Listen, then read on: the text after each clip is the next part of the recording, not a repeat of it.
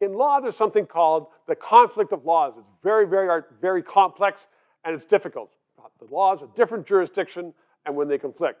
Now, every citizen in Canada is dealing with the conflict of jurisdictions because one level of government is saying one thing, another is saying another thing. Michael Diamond knows all about government, which is why I want him to join me to talk about this, because if you pay attention to a provincial government that says you can't do this, the feds say you can't do this, and then the municipal government comes along and says, in Toronto, for instance, get out there and run, and get out there and use our bikes that we provide for you, and no one's disinfecting the handlebars.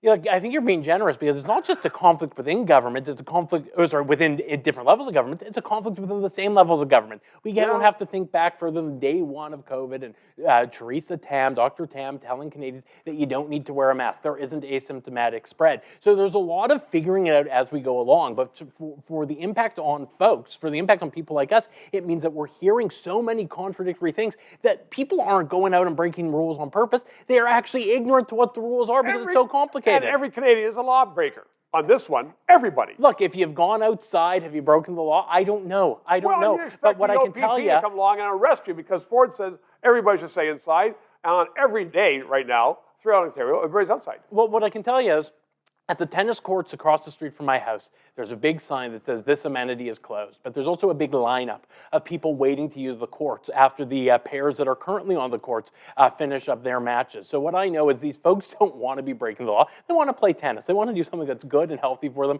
and be outside, which they're told by some governments they should be doing.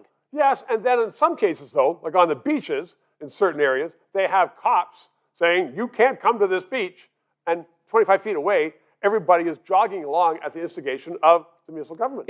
What's a person to do? Well, you don't know. Is being outside safe or is it wrong? I want to hear this from you, Michael Diamond. I want you to tell everybody what they should do when they are all lawbreakers. What you should do is get the exercise outside like you're told to do. Don't break the laws. We know there are some things that are closed.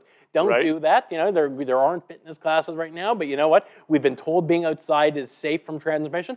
Go for a run. Take your dog for a walk. Does it bring law and government into disrepute when people just sort of throw up their hands and they say, I have no idea what to do? Well, you know what I do think is it brings municipal government to disrepute because I think one of the things here is, we know what the federal responsibility on COVID is, and we know what the provincial responsibility on healthcare is. It's massive. Right. What's a municipality to do? So what you do have across Canada is these mayors and councillors who are starving for relevance. They're seeing the press conferences that their big brothers and sisters in Ottawa and in the provincial capitals are doing, and they just want to be heard. They want to be on TV, and that's why they're going out and doing these press conferences, confusing things.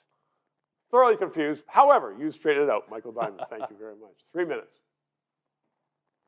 Our Prime Minister, Justin Trudeau, recently stood up in the House of Commons and prefaced his remarks by saying, and we will only work from the facts, quote, unquote, and then proceeded to lie by saying Britain was in a horrible, horrible third wave, trying to show, in fact, that Canada was not the worst in the world. Britain, though, had vaccines. Canada did not. And this was not reported in the mainstream Canadian media, the media paid for by Justin Trudeau. All of which, I'm telling you, is that it's important to have this 3-minute interview.